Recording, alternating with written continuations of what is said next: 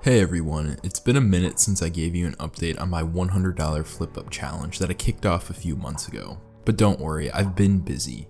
For this episode, I wrap up the low-end build that I managed to flip for a small profit. Plus, I stumbled upon one of the best marketplace finds for PC parts that I've ever scored. So just to recap, I started this challenge with $100, and before the system in today's video, I had already sold 3 complete builds. Last time, we left off with me selling a system featuring an i5 4690K and GTX 980 Ti for $320. That left me with $370 on hand and a bunch of leftover parts. After thinking it over, I decided to sell off a few of the components I didn't see myself using. I got rid of the i3 2120 and P67 motherboard and the Fantex case from last episode for a total of $80. I had thought about pairing or upgrading these parts, but in the end it just didn't seem worth the effort since I'm leaning towards working with slightly newer, higher end builds moving forward. With $450 in hand, I decided to complete a system featuring the Ryzen 3 2300X and the parts bundle I mentioned in the last episode. First, I hit up Amazon and grabbed another Cooler Master Q300L case. It's a basic, budget-friendly option, but at just $42, it was a no-brainer. I also picked up a 256GB T-Force SSD for $18 and an ID Cooling Tower Cooler for just $10 on Amazon. Locally, I found a 430W Thermaltake power supply for $10 and a 500GB hard disk drive for just $5. The final product was a low-end system perfect for esports titles. It's rocking that Ryzen 3 2300X, a Gigabyte A320 motherboard, 16GB of RAM, and a 3GB GTX 1060. But before selling it, I tested out a few games to see how it performed.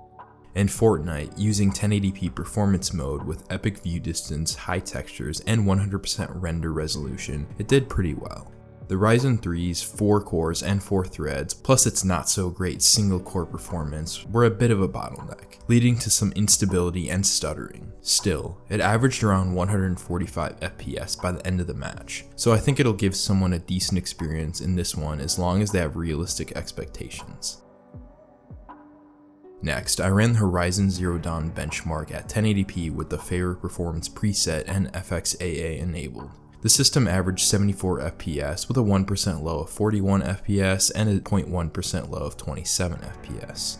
I picked this game to test because it's well optimized for lower end systems and is the kind of AAA title this build can handle pretty well. Lastly, in Forza Horizon 5, another well optimized game, the system hit a stable at 72 FPS average with percentile lows in the 50s, using the medium preset at 1080p. It should deliver a smooth and playable experience in most of the in-game environments. I didn't bother testing any more games since I planned to list this system as an esports and older games build. After posting the listing on Facebook Marketplace, it sold pretty quickly for $240, which I think was a fair price. It didn't bring in a huge profit, but it was a solid little build that let me repurpose some parts that I had on hand. Now, the real highlight for today's episode is the haul of components I snagged after selling this system. With the $240 from the sale added to the $365 that I had prior, I was sitting on $605. I quickly jumped on a local deal that included a Radeon RX 5700, a Thermaltake 80 Plus Gold 600W power supply, and 16GB of Corsair LPX DDR4 RAM, all for just $140. That's what you'd pay for a used RX 5700 alone, so I couldn't pass up on a deal like this. Next, I scored a nearly new Cooler Master Masterbox TD500 case. Originally listed for $30, I negotiated it down to $20, making it one of the better deals I've ever gotten on a case. Then I found a seller with more Corsair RAM. It was listed at $35, but I talked them down to $25 for not just one, but 2 16GB kits of 3200MHz DDR4.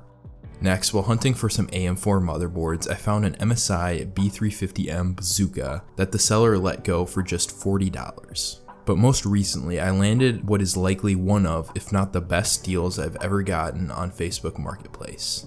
I got a bundle that I estimate to be around $600 to $650 worth of components for just $250. What happened was, I noticed a seller listing multiple components at super low prices, so I reached out and asked how much they'd take for the whole lot, knowing they were probably eager to sell it pretty fast based on the prices they had listed. Here's what I walked away with: a Ryzen 7 2700 with an AMD stock cooler, an Asus Strix B450F motherboard, an i7 7700K with an Arctic Freezer tower cooler, an ASRock B250M Pro 4 motherboard, 16GB of Corsair LPX DDR4, 16GB of G.Skill Ripjaw DDR4, an MSI Aero GTX 1050, an MSI Gaming GTX 960, an Asus Turbo GTX 1070, a Corsair CX550F RGB power supply, and an older 550-watt Cooler Master power supply. The parts weren't in the cleanest condition, but the seller assured me that everything was working the last time they used it.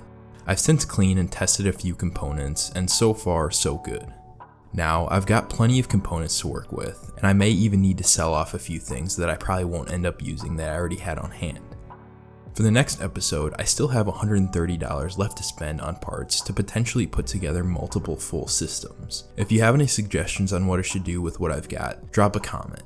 And if you're into following along with this journey, or just love videos about older and budget PC tech, consider subscribing if you haven't already. Thanks for watching.